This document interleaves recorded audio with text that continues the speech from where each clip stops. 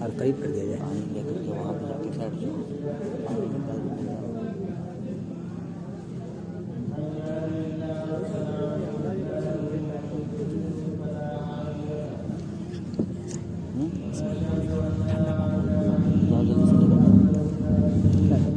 ٹھنڈا پانی منگوانا بجلی منگوانا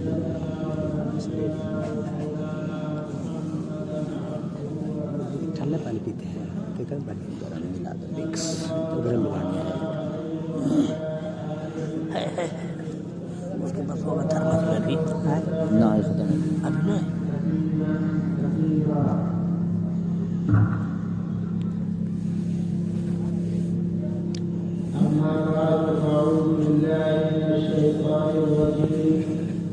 بسم الله الرحمن الرحيم إنا نحن نزلنا القرآن ونحن له حافظون صدق الله العظيم وقال تعالى وأقيموا الصلاة وآتوا الزكاة وما تقدموا لأنفسكم من خير تجدوه وما تقدموا لأنفسكم من خير تجدوه عند الله إن الله بما تعملون بصير صدق الله العظيم وقال النبي صلى الله تعالى عليه وسلم خيركم من تعلم القرآن وعلمه وقال من قرأ القرآن فاستظهره وحل حلاله وحرم حرامه أدخله الله الجنة وشفعه في 10 من آل بيته كلهم قد وجبت عليهم النار أو كما قال عليه الصلاة والسلام. میرے بزرگوں دوستوں بھائیوں آپ کے سامنے بیانات ماجن کو دینا نکال دو ادھر جا کے بیٹھو سامنے وہاں جا کے بیٹھو باتیں آپ حضرات نے سنی ہیں اور وقت بھی آگے بڑھ گیا ہے اور میری طبیعت بھی کمزور ہے. حامل حکم ہے کہ آپ کے سامنے میں بیٹھا ہوں.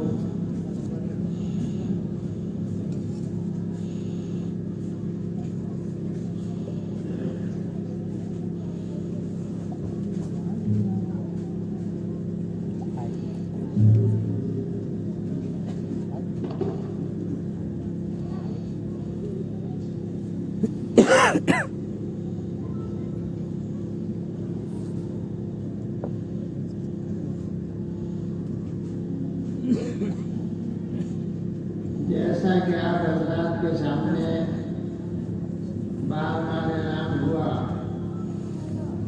کہ یہ جلسہ میری صدارت میں ہے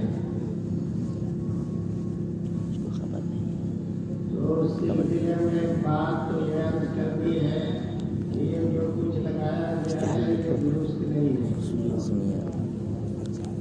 سجاوٹ شادیوں جیسی اور باراتوں جیسی چاہے وہاں ہو چاہے یہاں ہو جہاں ہو یہ درست نہیں ہے. یہ بیجا خرچ ہے اور پھر چندے کے پیسے سے کرنا اور غلط ہے. اس لیے میں اس کو آپ کے سامنے بتا رہا ہوں کہ یہ درست نہیں کیا گیا ہے. جو کیا گیا ہے وہ غلط ہے تاکہ آپ یہ نہ کہیں کہ میں آیا تھا اور یہ سب کچھ ہوا تھا. تو آئندہ بھی کریں کبھی بھی گناہ کی نقل نہیں کرنا چاہیے ورنہ جس طرح پہلے گناہگار کو گناہ ہوگا اس کی نقل کرنے والے سب کو بھی ہوگا. اور اس سب کے برابر پہلے والے کو ہوگا۔ یہی حال تصویر کشی کا ہے کہ بار بار سمجھانے کے باوجود ہمارا مزاج گناہ سے زیادہ مناسبت رکھتا ہے اور نیکیوں سے ہماری مناسبت روز بروز گھٹ رہی ہے۔ ہمارا نوجوان طبقہ صبح سے شام تک اور رات و دن کے زیادہ تر اوقات موبائل کو دیکھنے اور سننے میں گزارتا ہے، جس کا نقصان ہی نقصان ہے، نفع شاد و نادر ہوتا ہے۔ اور تصویر کشی اسلام میں اس کی سخت ممانعت ہے اور حدیث شریف کا بڑا ذخیرہ موجود ہے۔ اس لیے بغیر شرعی اجازت اور ضرورت کے تصویر کھینچوانا اور کھینچنا دونوں حرام ہے۔ اس لیے اس سے پرہیز کرنا چاہیے، گریز کرنا چاہیے۔ آپ کو معلوم ہے کہ اس کی وجہ سے ہماری بہو بیٹیوں کی عزت و آبرو لٹتی ہے، شادیوں کے موقع پر، ولیمہ کے کھانوں میں اور اس جیسے تقریبات میں بے محابہ اور بے توجہی یعنی فکر آخرت کے بغیر اس قدر تصویریں لیتے ہیں کہ ساری غیر محرم عورتوں کی تصویریں آپ نکال کرتے ہیں اور پھر اس کو آپ دیکھتے ہیں، اس میں غور و فکر کرتے ہیں۔ یہ کھلا ہوا حرام ہے۔ اللہ سبحانہ و تعالیٰ نے قرآن شریف میں ایمان والوں سے فرمایا ہے کہ اپنی نگاہ نیچی رکھا کرو۔ اسی طرح مومنہ عورتوں سے بھی فرمایا ہے کہ اپنی نگاہ نیچی رکھا کرے تاکہ کسی مرد کی کسی پرائی عورت پر اور کسی عورت کی کسی پرائے مرد پر نگاہ نہ پڑے اور اپنی نگاہ کی حفاظت کرے۔ تو جس طرح غیر محرم یعنی ان عورتوں کو جن سے زندگی میں کبھی نکاح ہو جانا ممکن ہے، وہ عورت غیر محرم ہے، جس میں بہت محترم رشتہ ہمارے درمیان ہے چچی کا اور موانی کا۔ لیکن چچا اگر آپ کے انتقال کر جائے اور چچی بیوہ ہو جائے تو آپ اس سے نکاح کر سکتے ہیں۔ چچی کو چچا نے طلاق دے دی تو آپ طلاق شدہ چچی سے نکاح کر سکتے ہیں۔ یہی حال موانی کا ہے اور یہی حال چچیرے رشتوں میں بہت سے رشتے ہیں اور بھابھی ہے، مختلف قسم کے رشتے ہیں کہ جن میں کبھی بھی شادی ممکن ہے، وہ سب غیر محرم ہیں، ان کے آپس میں پردہ کرنا ضروری ہے۔ اور پردہ جس طرح مرد و زن کا آپس میں ضروری ہے کہ وہ ایک دوسرے کو نہیں دیکھ سکتے ہیں، اسی طرح ان کی تصویروں کا دیکھنا بھی درست نہیں ہے، جو آج کل شادی اور بیاہ کے موقعوں پر ڈاٹا مانگتے ہیں اور کیا کیا مانگتے ہیں اور اس کے ساتھ تصویریں جاتی ہیں اور لڑکیوں کی بے آبروئی ہوتی ہے۔ وہ تصویر اگر دیکھنے کی گنجائش ہو سکتی ہے تو صرف دلہا کے لیے ہو سکتی ہے، جس کو دیکھنا جائز ہے لڑکی کو تو وہ دیکھ سکتا ہے۔ لیکن ظاہر جو تصویر منگائی جاتی ہے وہ تمام خاندان کو، دوست کو، احباب کو، سب کو دکھانے کے بعد اور پھر جواب دے دیتے ہیں کہ لڑکی پسند نہیں۔ سوچو میرے دوستو، کتنی بڑی ذلت کر رہے ہیں اپنی بیٹیوں کی۔ جس بیٹی کے بارے میں آپ یہ کر رہے ہیں وہ آپ کی بیٹی ہے، امت کی بیٹی سب آپ کی بیٹی ہے۔ یہی معاملہ آپ کی بیٹی کے ساتھ ہوگا تو آپ کے پتہ نہیں कलबे से लेकर के और सर तक आग लग जाएगी, लेकिन दूसरी की बेटी को आप करते हैं तो आपको कुछ फिक्र नहीं। और यही हुक्म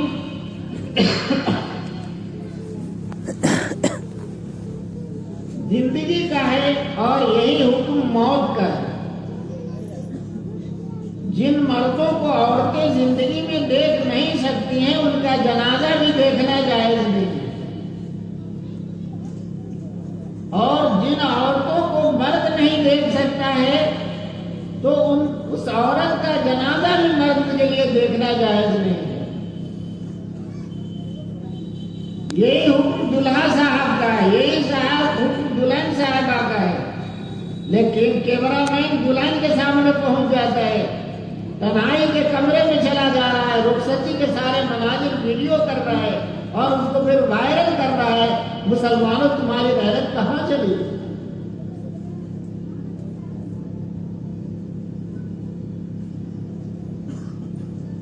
आज हमारी इसी बेफिक्री और गफलत का नतीजा है कि मुल्क के मुख्तलिफ सूबों में हमारी बेटियों पर हिजाब पहनना मना हो रहा है, पर्दा में जाने, स्कूल में जाने की ममानियत हो रही है, इस इम्तिहान में शिरकत करने की ममानियत हो रही है। क्यों?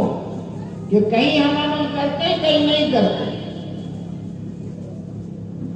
जो हर जगह हमारा अमल हो तो मजाल नहीं है कि कोई हुकूमत और कोई कोर्ट और कोई दूसरा फैसला ले सके। इस मुल्क में सिख ये कौम जिंदा कौम है जो अपने अकीदे और ख्यालात के एतबार से भी अपनी जगह पर है और उसका जाहिर भी अपने मजहब के मुताबिक है। कोई सिख बेदारी नहीं होता और हमारे मुआशरा का इस वक्त 90% से ज्यादा बेदारी है। यही वजह है कि बार बार फौज में ये बात पेश आई कि बाद मुस्लिम नौजवानों ने दाढ़ी रखी तो उन पर पाबंदी आई कि आप फौज में रहकर दाढ़ी नहीं रख सकते हैं। और मुकदमा कोर्ट में गया तो सिर्फ इसी बुनियाद पर मुकदमा हारे हैं आप। ये कोर्ट ने ये कहा कि सिखों के यहाँ जरूरी है, इसलिए कि हर कोई रखता है, इसलिए उसको इजाजत है। और आपका जरूरी होता तो हर कोई रखता, आपका हर कोई नहीं रखता, इसलिए आपकी शरीयत में जरूरी नहीं है। जबकि हमारी शरीयत में इतनी बड़ी जरूरत है कि बेदाढ़ी वाले की कोई गवाही कबूल नहीं है। बेदाढ़ी वाला हमारा इमाम नहीं हो सकता। और ये दाढ़ी कटाना और कतरवाना और मुट्ठी भर से कम रखना इतना बड़ा गुनाह है कि गुनाह के एतबार से तो सिर्फ वाजिब छोड़ने का गुनाह है, लेकिन नतीजे के एतबार से ये बड़े बड़े गुनाहों से बड़ा गुनाह है। कोई शराब पी रहा है तो जब तक वो गिलास चढ़ाएगा, बोतल चढ़ाएगा, उतनी देर का उसको गुनाह होगा। कोई खुदा का खास्ता बदकारी में मुब्तला हो गया तो जितनी देर उस अमल में रहा उतना ही वह गुनाह में लिखा जाएगा। कोई जुआ खेलता है, जुआ जितनी देर खेला उतनी देर का गुनाह लिखा जाएगा। लेकिन दाढ़ी कटाने का गुनाह ऐसा गुनाह है मेरे दोस्तों, मेरे भाइयों, मेरे अजीजों, मेरे प्यारों, कि ये गुनाह 24 घंटे लिखा जाता है। जागते में तो लिखा ही जाता है, सोते में भी लिखा जाता है और हरम शरीफ में तवाफ में भी लिखा जाता है जहां गुनाह माफ कराने गए। और अरफात के मैदान में जहां तमाम गुनाहों की बख्शोश होती है, दाढ़ी یہ عمل جاری ہے۔ اس لیے میرے بھائیوں اور دوستوں، ہمارے دلوں میں گناہوں کی نفرت ہونا چاہیے اور گناہوں کے روکنے کی ہمت اور حوصلہ بنانا چاہیے۔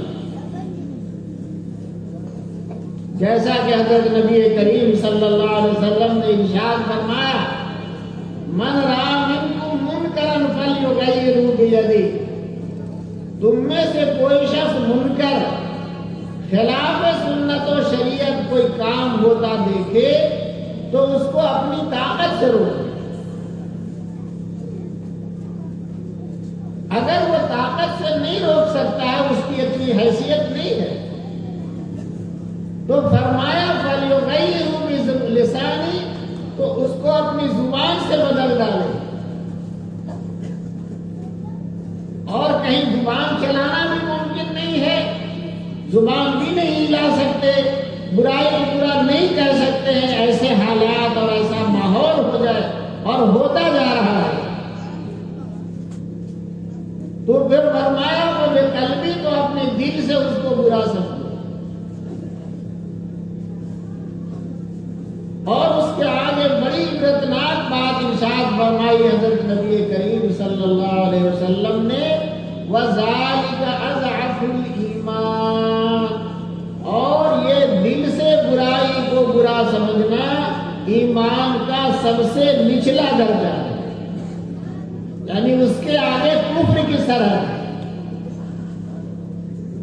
تو آج میرے مسلم بھائیوں، میرے نوجوانوں، آپ اپنے دل پہ ہاتھ رکھ کے سوچئے کہ آج جتنا گناہ ہمارے معاشرے میں پھیل رہا ہے، وہ ہماری شادی میں ہو، ہماری غمی میں ہو، ہماری ان جلسوں اور تقریبات میں ہو، مدرسوں میں ہو، کانفرنسوں میں ہو، تنظیمات کے جلسوں میں ہو، غلط جہاں ہوگا وہ غلط ہے، کرنے والا کوئی ہے، ہوا کرے۔ ہمارے لیے نمونہ اللہ سبحانہ و تعالی نے حضرت نبی کریم صلی اللہ علیہ وسلم کو بنایا اور ارشاد فرمایا ہے، لَقَدْ كَانَ لَكُمْ فِي رَسُولِ اللَّهِ أُسْوَةٌ حَسَنَةٌ، رسول اللہ کی ذات گرامی یہ تمہارے لیے نمونہ حیات ہے، زندگی کا جو شعبہ ہے، آپ جس لائن میں ہیں، آپ جس کام میں جانا چاہتے ہیں، جو کام کر رہے ہیں، وہاں حضرت نبی کریم صلی اللہ علیہ وسلم کی سنت دیکھیے، آپ کا طرز عمل دیکھیے،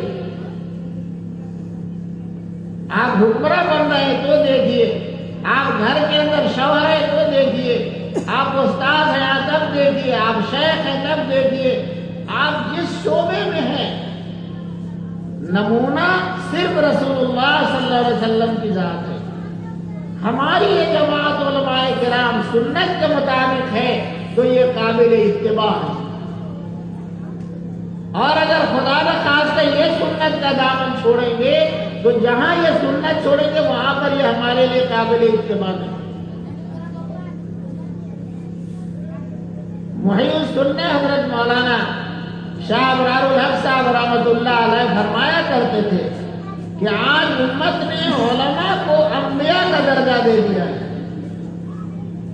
یہ انبیاء کی شان ہے کہ ان کے سامنے کوئی کام کیا جائے اور کوئی بات کہی جائے اور آپ اس کو منع نہ کریں تو یہ دلیل ہے کہ وہ چیز جائز ہے، اس لیے کہ نبی ناجائز پر خاموش نہیں رہ سکتے، تو نبی خاموش رہ کے دیکھ کر کے یا سن کر کے تو اس کا مطلب ہے کہ جائز، لیکن نبی کے علاوہ یہ درجہ کسی کو حاصل نہیں ہے، غوث ہو، کتب ہو، شیخ طریقت ہو، علماء ہو، امیر شریعت ہو، کوئی ہو۔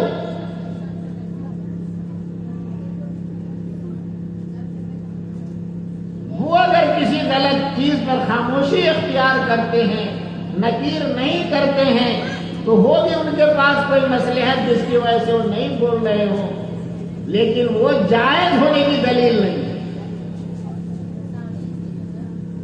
حضرت مولانا اشتیاق صاحب کے سامنے ہوا، نہیں بولے اس لیے جائز ہو جائے. حضرت مولانا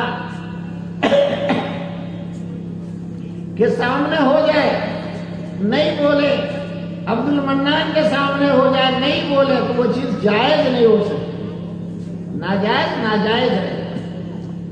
اس لیے میرے بھائیو اور دوستو، گناہوں کا چسکا گھٹایا جائے. امت بہت زیادہ گناہ میں بڑھ چکی ہے اور اس کی وجہ سے ہماری نئیاں ڈاوا ڈول ہے جو آپ میں سے کسی پر پوشیدہ نہیں ہے. جاہل سے جاہل اور ان پڑھ لوگ بھی حالات دنیا میں اور ملک میں سمجھ رہے ہیں کہ ہماری نیا کس طرح ڈگمگ ہے. تو اس لیے یہ بات آپ سے عرض کی گئی کہ جو چیز یہاں غلط ہے وہ غلط ہے، اس کو کل صحیح مت سمجھیے گا کہ حضرت لوگ کے سامنے کا نہیں بولے، اس لیے بول دیا گیا.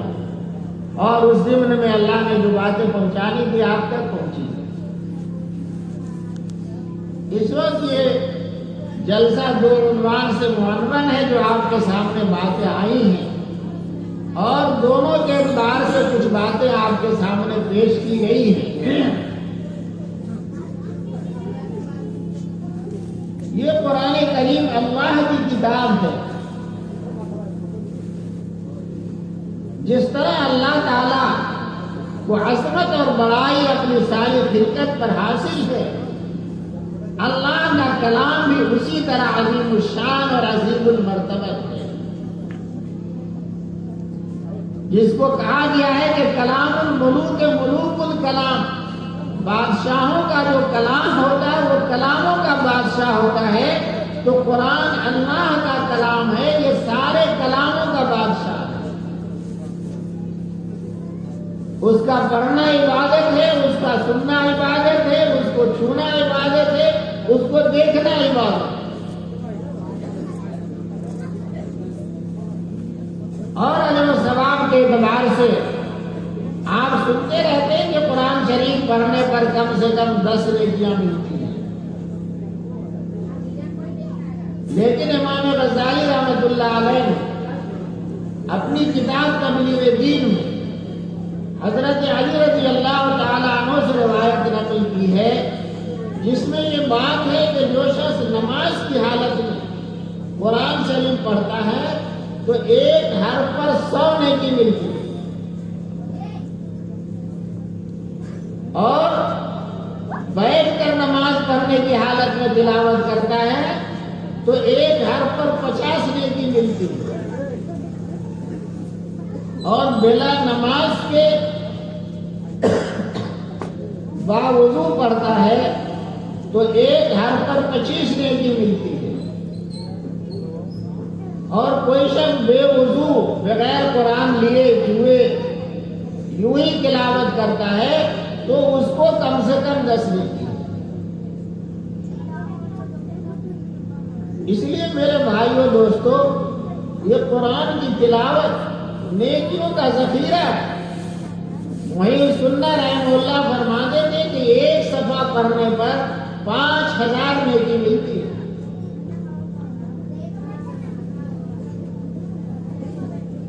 اس لیے میرے دوستوں اور بھائیوں، ہم سب کو قرآن کریم کی تلاوت کا اہتمام کرنا چاہیے.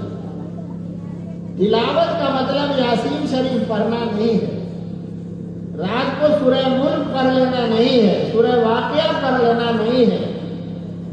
وہ سب پڑھنے کے فضائل ہیں، پڑھنے کے ہیں، لیکن تلاوت کا مطلب یہ ہے کہ ہم روزانہ معمول بنائیں کہ الحمدللہ رب العالمین سے شروع کر کے اور والناس تک 30 پارہ قرآن پڑھیں گے. اب اپنی ہمت کے مطابق آپ روزانہ پاؤ پارہ پڑھیے، آدھا پارہ پڑھیے، پونا پڑھیے، 1 پارہ پڑھیے. اور حافظ لوگوں کو تو 3 پارہ سے کم پڑھنا نہیں چاہیے.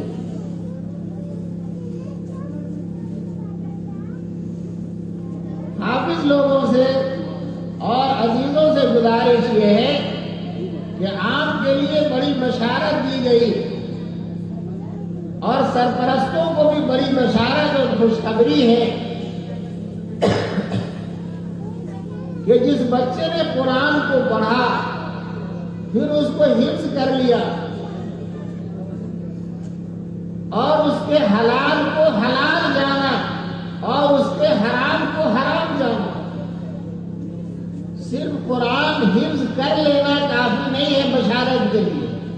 جو قرآن آپ کے سینے میں آیا ہے اس میں جن چیزوں کو حلال اور جائز کیا گیا اس کو آپ حلال اور جائز کرتے ہیں اور اس پر عمل کریں، اور جن چیزوں کو قرآن نے حرام اور ناجائز قرار دیا ہے آپ اس کو حرام اور ناجائز سمجھیں اور اس سے بچیں اور پرہیز کریں۔ اگر حافظ قرآن حفظ کر کے گویا حافظ باعمل ہو جائے گا کہ قرآن کے حکموں پر چلے گا اور قرآن کی منع کی ہوئی چیزوں سے بچے گا، تو اس حافظ کو بشارت اور خوشخبری ہے کہ اللہ اس کو جنت میں داخل فرمائے گا۔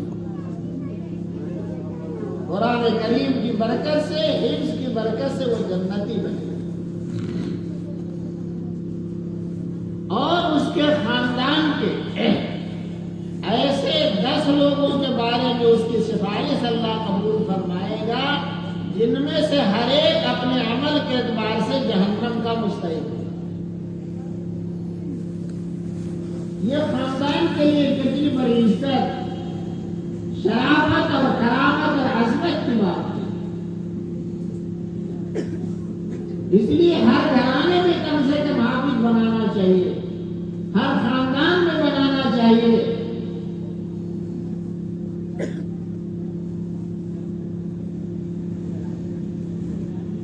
اور بتایا ابھی ہمارے پیچھے مقرر میں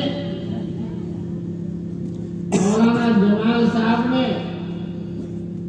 کہ سب کے لیے، شہر کے لیے، علاقے کے لیے، آبادی کے لیے، سب کے لیے خوش قسمتی کی بات ہے کہ جہاں یہ قرآن کریم کی تعلیم ہوتی ہے، جس گھر میں ہوتی ہے، جس جگہ پہ ہوتی ہے، لوگ جمع ہو کر وہاں قرآن شریف کو پڑھتے ہیں، پڑھاتے ہیں، سنتے ہیں، سناتے ہیں، تو ان پر اللہ کی طرف سے سکینہ، ایک خاص رحمت کا نزول ہوتا ہے، اور عام رحمت ان کو ڈھانپ لیتی ہے۔ اس طرح یہ شامانہ لگا ہو اور اس میں لوگ ڈھپے ہوئے ہیں، اس طرح رحمت خداوندی اس مجلس والوں کو ڈھانپ لیتے ہیں، چھپا لیتے ہیں۔ وَحَفَّتْهُمُ الْمَلَائِکَةُ، اور فرشتے ان کو اپنے گھیرے میں لے لیتے ہیں۔ قرآن سننے کے لیے فرشتے اترتے ہیں اور اس زمین سے لے کر کے آسمان تک ان کا سلسلہ ہوتا ہے۔ اس لیے جس آبادی میں، جس محلے میں، جس مسجد میں، جس مکان میں یہ عمل ہو رہا ہے وہ سب کے سب مبارکباد کے مستحق ہیں، اور آپ عظمت و محبت کے ساتھ قرآن کریم کی نسبت پر جمع ہوئے ہیں۔ آپ سب قابل مبارکباد اور انشاءاللہ اجر و ثواب کے مستحق ہیں۔ اللہ سبحانہ و تعالیٰ نے فرمایا کہ یہ قرآن ہم ہی نے اتارا ہے اور ہم ہی اس کی حفاظت کریں گے۔ اس کی تفسیر کا وقت نہیں ہے، لیکن اتنا آپ سمجھیے کہ یہ جو ہمارے نونہال بچے ہیں، حضرت سے پوچھ لیا تھا، اچھا ان سینوں کو اللہ نے قرآن کی حفاظت کے لیے چنا ہوا ہے۔ قرآن ان سینوں میں محفوظ ہے، اور زمانے رسالت سے لے کر آج تک بالکل ویسا ہی قرآن 100% ہے جو آسمان سے جبریل امین لے کر حضرت نبی کریم صلی اللہ علیہ وسلم کے پاس آئے، اور حضرت نبی کریم صلی اللہ علیہ وسلم نے اپنے صحابہ کو سنایا، پہنچایا، یاد کرایا، اور سلسلہ بہ سلسلہ ان مدرسوں کے ذریعے، ان مکتبوں کے ذریعے، ان اساتذہ اور حفاظ کے ذریعے یہ قرآن کریم سینہ بہ سینہ چلا آ رہا ہے، اور جب تک یہ سلسلہ رہے گا قرآن انشاءاللہ محفوظ رہے گا. اس کے زبر میں، زیر میں، نقطہ میں، جزم میں، مد میں، کسی چیز میں اب تک کوئی فرق نہیں آیا.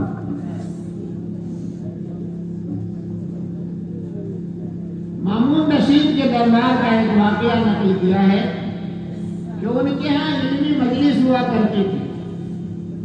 تو اہل علم آتے تھے، اپنے علم کا مظاہرہ کرتے تھے، جو موضوع ہوتا تھا اس پر تحقیقی بات پیش کرتے تھے. تو ایک مجلس میں ایک شخص آیا، اس نے بڑی عالمانہ اور فاضلانہ گفتگو کی. جب جانے لگا تو مامون رشید نے پوچھا کہ تم یہودی ہو؟ تو اس نے کہا ہاں. تو مامون رشید نے کہا کہ تم اسلام لے آؤ تو ہم تمہارے ساتھ بہت اچھا سلوک کریں گے. اس نے کہا نہیں، ہم اپنے باپ دادا کا دین نہیں چھوڑ سکتے. چلا گیا. اگلے سال پھر مجلس ہوئی. اب جو اس مجلس میں آیا تو اس نے فقہ اسلامی پر بڑی محققانہ گفتگو کی. مامون رشید نے پھر اس سے پوچھا کہ تم وہی ہو جو پچھلے سال آئے تھے؟ تو کہا ہاں میں وہی ہوں. تو مامون رشید نے کہا تم نے تو کہا تھا کہ ہم اپنے باپ دادا کے دین پر رہیں گے، تم مسلمان کیسے ہو گئے؟ تو اس نے کہا جب ہم آپ کے یہاں سے پچھلے سال واپس گئے تو ہم نے تورات اور انجیل اور قرآن تینوں کے تین نسخے لکھے. کیونکہ میں بہت اچھا خطاط اور کاتب ہوں تو میں نے شاندار قسم کی تورات بھی لکھی، انجیل بھی لکھی، قرآن بھی لکھا.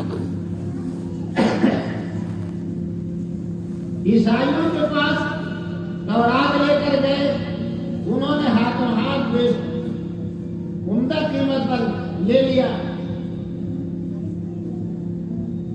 عیسائیوں کے پاس انجیل لے کر گئے، انہوں نے بھی لے لیا. اور جب ہم مسلمانوں کے پاس قرآن لے کر کے گئے اور مسلمان کو قرآن پیش کیا تو اس نے الٹ کر کے دیکھا اور اس نے کہا لے کر جاؤ.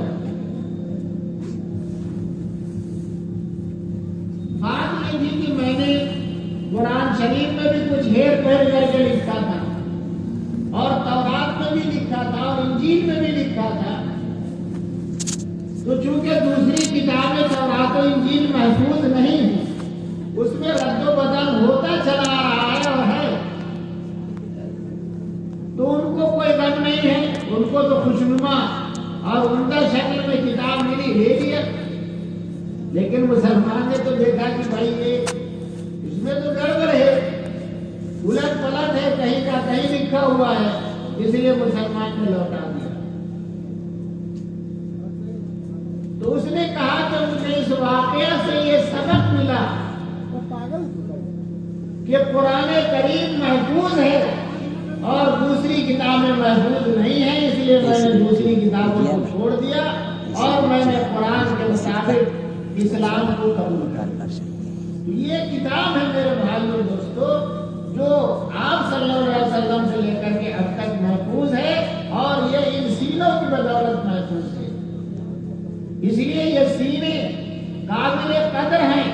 اور دوستوں قرآن کریم جب تک محفوظ رہے گا، جن لوگوں کا قرآن سے تعلق رہے گا وہ سب محفوظ رہے گا انشاءاللہ.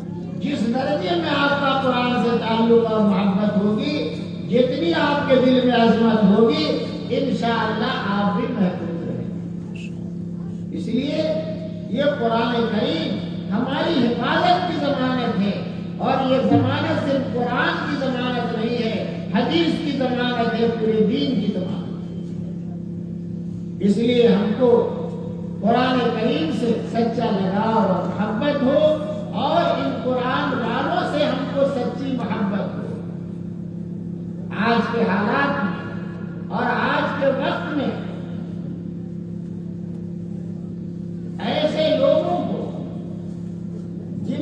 رسول کریم صلی اللہ علیہ وسلم نے ضمانت دی ہے کہ تم میں سب سے اچھا وہ ہے جو قرآن کو سیکھے اور سکھائے.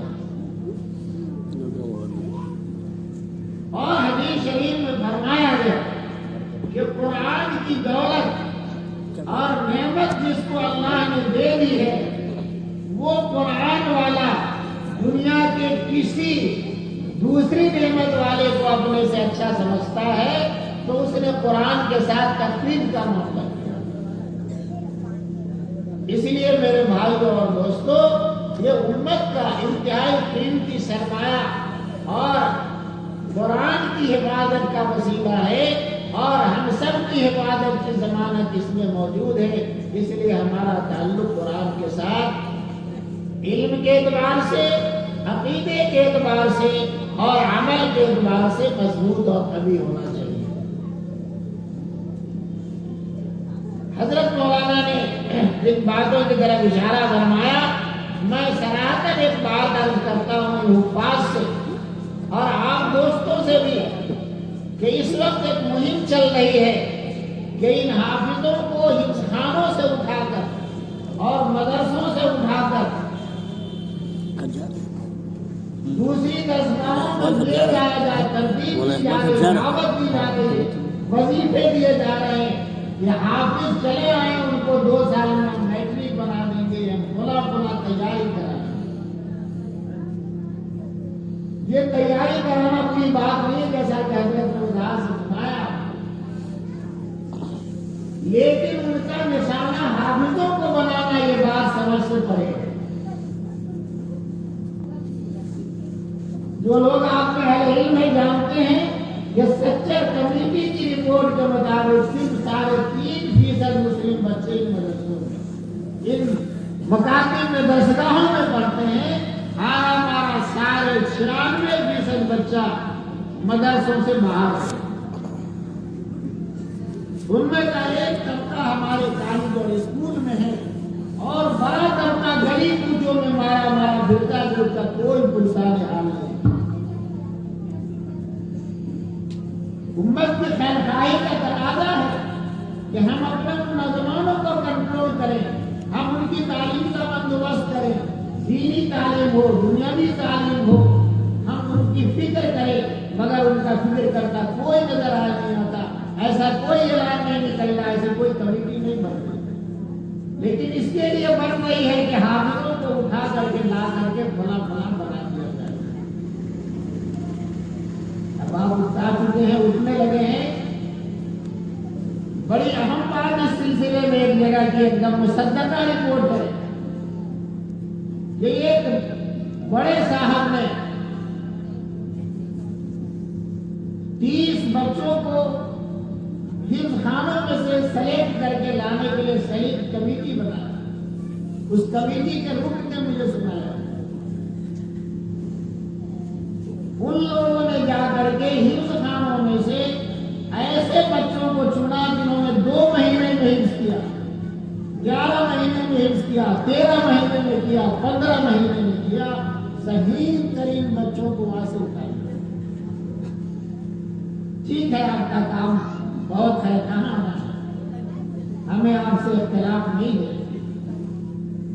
لیکن آپ دوستوں انصاف سے سوچو کہ جب ان ذہین بچوں کو آئندہ کی دینی تعلیم سے روک دیا یا دین کی تعلیم مکمل نہیں کریں گے تو آپ سوچئے کہ ذہین علماء کہاں سے پیدا ہوں. کل ملت کے لیے، امت کے لیے سینہ سپر ہونے والے علماء کہاں سے آئیں گے.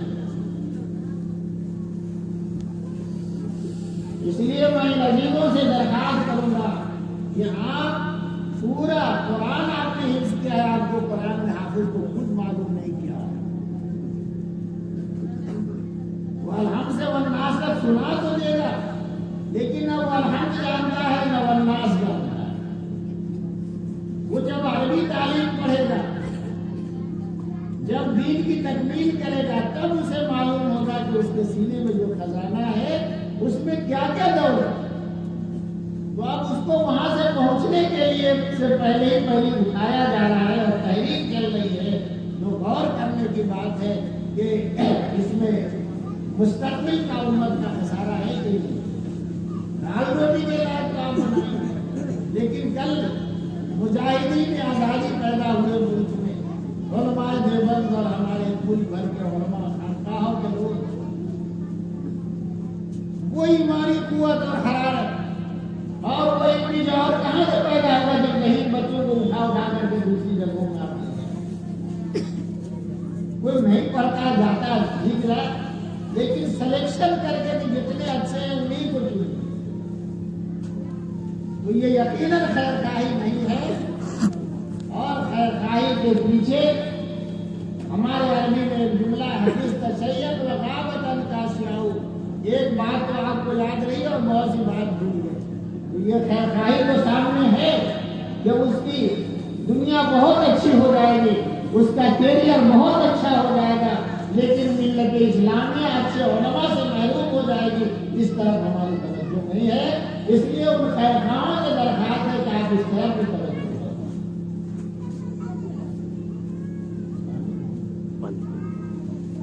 اب وقت زیادہ ہو گیا، لیکن اس کے باوجود دوسرا جو موضوع ہے زکوٰۃ کا، جس پر آپ نے نظم و نثر سنا، مجھے اس سلسلے میں اب تفصیل کا موقع نہیں ہے.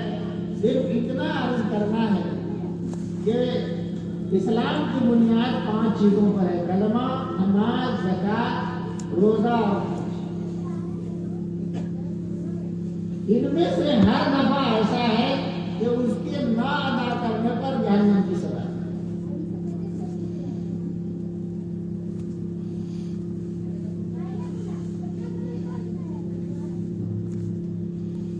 اب سے لگ بھگ 1997 1417 میں مجھے یہ احساس ہوا کہ امت کا ایک بڑا طبقہ اور خاص کر ہماری ماں بہنوں کا، بہو بیٹیوں کا زیورات کے زکوٰۃ ادا نہ کرنے کی وجہ سے سب جہنم کی راہ پر. اس لیے ان کو جہنم سے کیسے بچایا جائے، اس کے لیے یہ فکر پیدا ہوئی کہ زکوٰۃ کی ادائیگی پر ان کو آمادہ کیا جائے.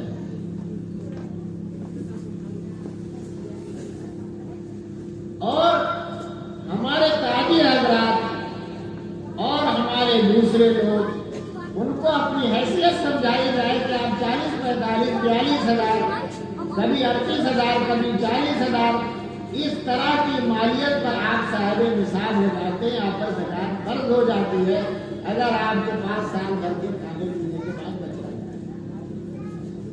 اس اعتبار سے آپ سوچیں کہ امت کا کتنا بڑا طبقہ ہوا ہے جس پر زکوٰۃ فرض ہے، لیکن ہمارا یہ طبقہ یہ سمجھتا ہے کہ ہمارے پاس تو ہم کھاتے پیتے ہمارا تو کچھ ہے نہیں، بڑے بڑے مالدار ہیں، وہ ہے مالدار نہیں. آپ ہی مالدار ہیں شریعت کی نگاہ میں. آپ کو زکوٰۃ کرنا جائز ہے اور زکوٰۃ ادا کرنا آپ پر فرض ہے. اس لیے آپ تمام دوستوں سے بھی درخواست ہے کہ آپ اپنی حیثیت کا وزن کیجیے. مسئلہ چندے کا نہیں ہے، مسئلہ مدرسوں کا نہیں ہے، مسئلہ اس کا ہے کہ پہلے ہم جہنم سے بچیں. اللہ تعالیٰ نے ارشاد فرمایا: یا ایھا الذین آمنوا قوا انفسکم واہلیکم نارا، اے ایمان والو اپنے آپ کو اور اپنے گھرانے کو جہنم سے بچاؤ. اس لیے ہم سب پر یہ فرض ہے کہ ہم اپنے آپ کو جنتی بنائیں، جہنم سے بچائیں، اور اپنے گھر والوں کو، جس میں ہماری بیٹیاں، ہماری مائیں، ہماری بہنیں، ہماری بیویاں، ہماری بہویں، سب ہمارے گھر کے لوگ ہیں اور وہ تھوڑی سی غفلت کی وجہ سے جہنم کی راہ پر ہیں. ان سب کو بچانا ہم سب کی ذمہ داری ہے. اس فکر کو جگانے کے لیے یہ بات کہی جاتی ہے. اور اگر زکوٰۃ امت کا 51 سے 52% طبقے نے ادا کرنا شروع کر دیا تو یہ جو آج بارش ہو گئی اور اخبارات چیخ رہے ہیں فصلیں تباہ ہو گئی، کھیتیاں تباہ ہو گئی، کسانوں کے چہرے اتر گئے، یہ انشاءاللہ سلسلہ بند ہو گیا. نہ بے موسم بارش ہوگی، نہ بے ضرورت ہوگی، اور میں دین میں ہوں. موقع نہیں ہے. مضمون حدیث شریف میں اگر بندے اطاعت گزار ہو جائیں گے تو اللہ دین میں بارش نہیں برسائے گا. رات چھوٹی رات میں بارش ہو جائے گی, صبح بادل کھل گیا, کام کا کچھ نہیں. آج 100 مرتبہ کام کا آغاز ہو جاتا ہے, وہ سب ہمارے اعمال کا اثر ہے. اور حدیث شریف میں شراب دریا میں اور سوکھے میں جو مال تباہ ہوتا ہے زکات نہ دینے سے ہوتا ہے. تو آج بھی کھیتی کی تباہی ہے. اب اس میں آپ یہ نہ سوچیں کہ کھیتی دوسروں کی ہے, ہماری نہیں ہے. میرے بھائیوں دوستوں, دنیا کا سارا نظام ایمان والوں کے بننے اور بگڑنے سے تعلق رکھتا ہے. آپ بنیں گے سارا نظام عالم بنے گا, آپ بگڑیں گے سارا نظام بگڑے گا. اس لیے کہ آپ کو دوپہر میں اللہ سب کو دیتا ہے, آپ کسی کو دوپہر نہیں ہیں. آپ ایمان والے, آپ کو اللہ ایمان کی بدولت دیتا ہے اور دوسروں کو ایمان والوں کی دوپہر میں دیتا ہے کہ جب تک اس زمین پر اللہ اللہ کہا جائے گا یہ زمین باقی رہے گی. اس لیے ایمان والوں کے صدقے میں اللہ دنیا کا نظام چلاتا ہے. ہم بنیں گے تو سارا نظام بنے گا, ہم بگڑیں گے تو نظام بگڑے گا. اس لیے آپ بزرگوں سے, علماء سے, اساتذہ سے, اہل مدارس سے سب سے درخواست ہے کہ آپ زکوٰۃ کی فکر کریں, اس کو سیکھیں اور علماء سے سمجھ کر ماں بہنیں بھی اپنے زیورات کی زکوٰۃ شروع کر دیں. اور آپ حضرات بھی کاروباری لوگ, دکاندار حضرات اگر غفلت میں ہیں تو آپ بھی ادا کرنا شروع کریں. اگر آپ ادا کر رہے ہیں تو وہاں پر بھی کئی کوتاہی ہے کہ بہت سے لوگ زکوٰۃ کے نام پر چندہ تو دیتے لیکن حساب پورا نہیں کرتے, لمسم حساب کر لیتے, تو لمسم سے کام نہیں چلے گا. اسی طرح آپ کاروباری ہیں, آپ حساب تو کرتے ہیں لیکن خریداری بل سے کرتے ہیں تو آپ کی زکوٰۃ ادا نہیں ہوگی. مارکیٹنگ کیا ہے آج کی تاریخ, اس سے حساب کرنا ہوگا. یہ بہت سارے مسائل ہیں جن کو علماء سے سیکھنے کی ضرورت ہے. اللہ کا شکر ہے ہمارا یہ شہر بڑے بڑے مدرسوں سے اور بڑی درسگاہ سے فیضیاب ہے اور ہمارے اکابر علماء یہاں پہ موجود ہیں.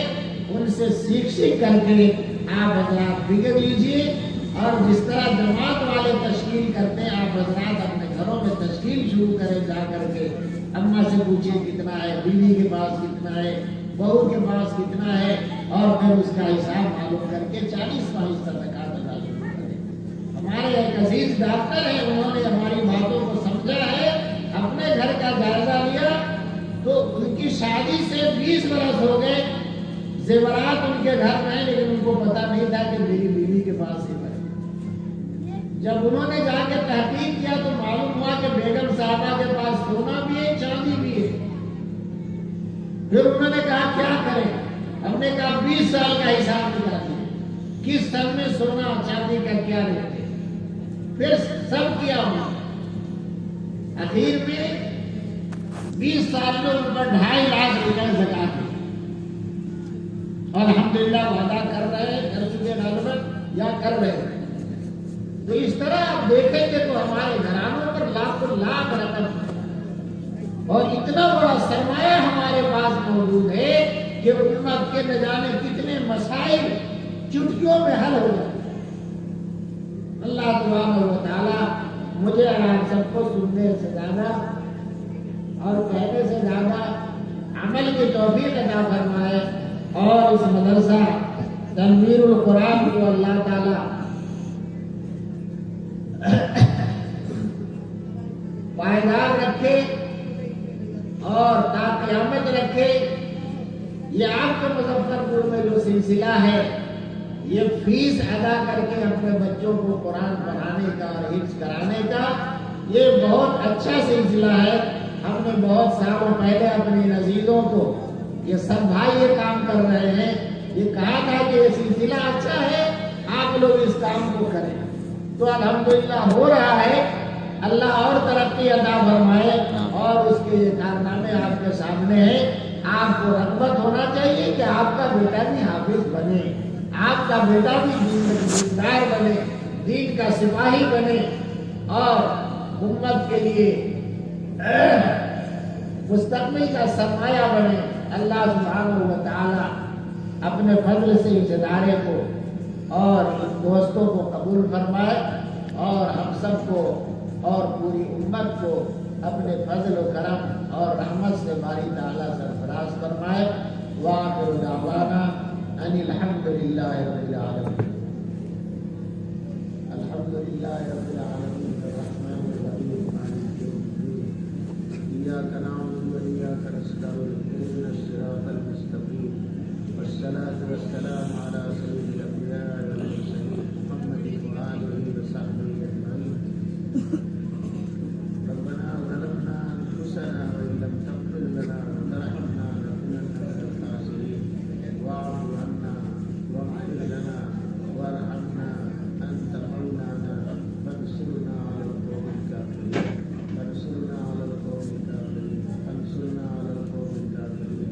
اے اللہ ہم سب کے چھوٹے بڑے گناہوں کو معاف کر، اے اللہ ہماری خطاؤں اور غلطیوں سے مغفرت فرما، اے اللہ ہر مومن مومنہ سے مغفرت فرما، اے اللہ ہماری اور ہر ایمان والی کی جائز حاصل تشویق فرما، اے اللہ اس مدرسے اور تمام مدارس دینیہ کی پوری حفاظت فرما، اے اللہ تمام دین و اسلام کی حفاظت فرما، تمام مدارس مکاتب مساجد معاذ مراکز خانقاہوں کی حفاظت فرما، اے اللہ جن لوگوں نے دعاؤں کے لیے کہا ہے لکھا ہے امید رکھتے ہیں ان سب کو اپنا مقاصد حسنہ میں کامیابی عطا فرما، اے اللہ ہم سب کو تمام والے لوگوں کو نظر رکھ لے، عمل ایمان پر خاتمہ کو خیر نصیب فرما، اے اللہ ہم آپ کو تمام بھلائی مانگتے ہیں جو حضرت نبی کریم صلی اللہ علیہ وسلم نے مانگی ہے، اے اللہ ہم تمام شرور سے آپ کی پناہ چاہتے ہیں جن سے نبی پاک صلی اللہ علیہ وسلم نے آپ کی پناہ مانگی ہے۔